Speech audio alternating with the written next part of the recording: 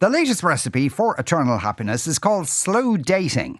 The idea that you should only go on a date once a week for the first 8 weeks of a relationship, and after that you can get married. We're joined by Mairead Loughman of the Love HQ Matchmaker. Mairead, good afternoon to you. Good afternoon. Yeah, so why is it 8 weeks? Why not 10 weeks or a straight up, fortnight? the most important decision you're ever going to make in your life is who you decide to be your life partner, especially if you decide to get married to them and especially if you're going to have children with them.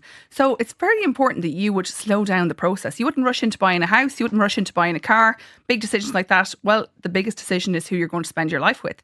So things like building emotional intimacy first, instead of, like, let's face it, as soon as you start jumping into the physical intimacy of stuff, everything just starts getting way more complicated. Yeah. So getting to know somebody, like really learning how many kids do they want, where do they want to live, all of those different things. The amount of people that come to me as a matchmaker and I say to them, like, why did your last relationship break up? Like, you were with them for 3.5 years. And like, very often I hear, well, ultimately, when push come to shove, they didn't ever want to get married or they didn't want to have a family. Now, perhaps it wasn't the right person for them, but if they'd had these conversations at the initial stages, they wouldn't have wasted so many years. So that's not like those are questions you can bring up in the first 8 weeks, are they? I don't see why not. The right person hears you differently. Like anybody that comes to me for matchmaking, if I say to them, would you like to have a family? I'm going to say 90% of them under the age of 45 will say yes. Males under the age of 45. Women, maybe about 42, 43, they might say, I would like to, but I'm kind of being realistic about my fertility or whatever it is. But yeah, the right person hears you differently. You should be able to be unapologetically yourself. Now, the best version of yourself, but you don't need to be rushing into things. I often find as well, females can kind of start thinking about, could this be the person that I would like to marry, very early on, maybe after the first date, second date. Really? Exactly, yeah. Shock. But realistically, that is rushing into something. I know, but realistically, they should be thinking to themselves, would I like to meet this person just one more time? Yeah. It also reduces the influence of infatuation, okay? So, like, your last segment there about being able to apologise and everything like that. Like, let's think of a lot of people out there might have narcissistic tendencies. One of the biggest things, if you're dating someone with strong narcissistic tendencies, is love bombing.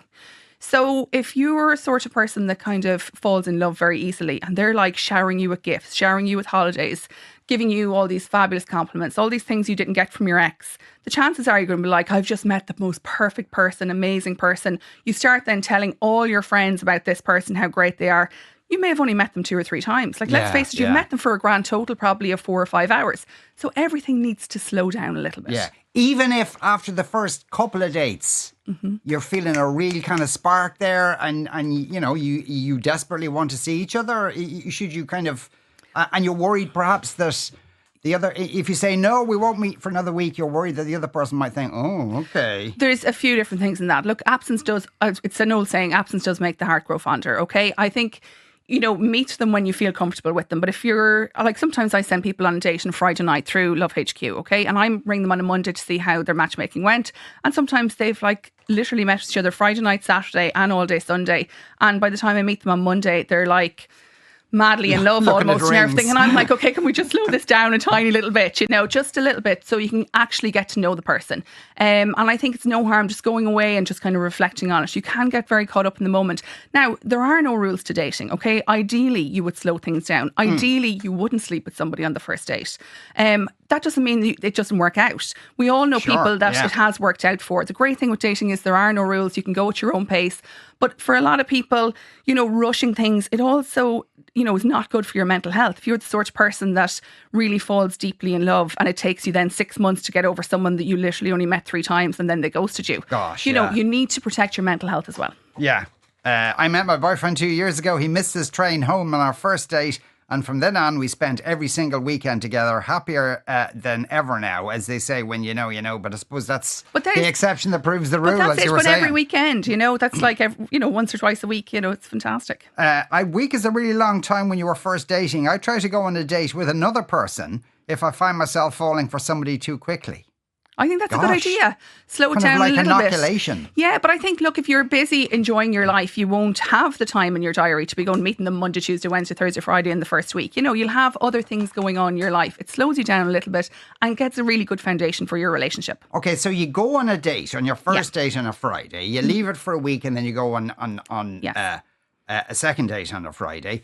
In between the Fridays, stretching off for the next 8 weeks, how much communication is a healthy? Because you might be texting each other morning, noon and night. You might be FaceTiming each other morning, noon and night. Isn't that just the same thing? It is and it isn't. I think a good morning text is no harm. I think good evening text, even a brief phone call in the evening. I think that all technology, whether it's online dating and the apps or whether it is like WhatsApp or whatever, I think it should all be supporting you meeting in real life. Absolutely. But if you just become too reliant on it, it's not going to work out. For anybody that, I regularly hear people, and I only had a lady last week that she's been talking to a guy for 6 weeks and they haven't met up yet. Now, I don't know why you would entertain someone for 6 weeks and not meet up with them.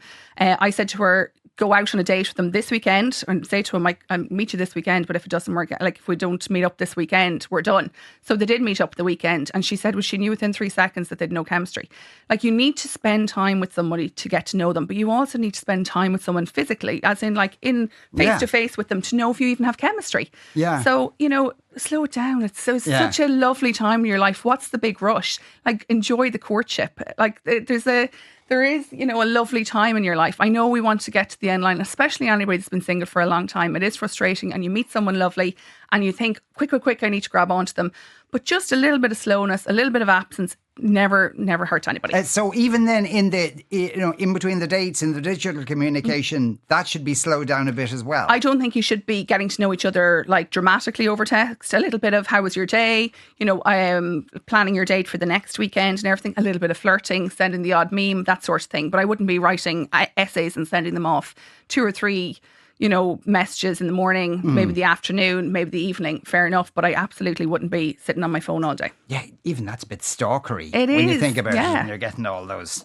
I proposed marriage after 12 dates and 6 weeks back in 1990. We bought a house in April 1993, got married in October 1993 and are still happily together. And of course, people will always, and that's great for them, but they'll always kind of project that. And that's what I say. There is no rules for dating. There is the exception to the rule in the most case we're saying. And what science kind of predicts is that you should slow it down. You should, and especially for anybody that, it's not, finds it mentally difficult to date and get over somebody. For somebody that gets infatuated too quickly. For somebody that is not great at spotting red flags, infatuation, all of those things, slow it down a little bit, get to know them, build a good foundation and fall in love properly. Is there a general tendency though for people nowadays to be quicker about it, and why is that? Well, Tinder, first of all, like you think of Tinder, it's the fastest way to date possible. You can actually swipe on 400 people in an hour if you wanted to. Yeah. You could be talking to 4 people in a night. You could have a date every single evening, depending on how fast you are and how good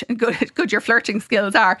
But, that's how quickly it is. And so that's kind of the pace that a lot of people set. Now, there is the opposite to that, a thing called parity of choice. So when it comes to online dating, the more choices you have, the less likely you are to make any choices. So that's why some people that are single for years.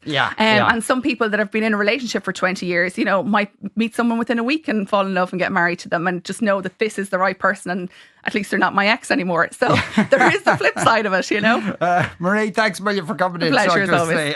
Mairead Loughman there from the Love HQ.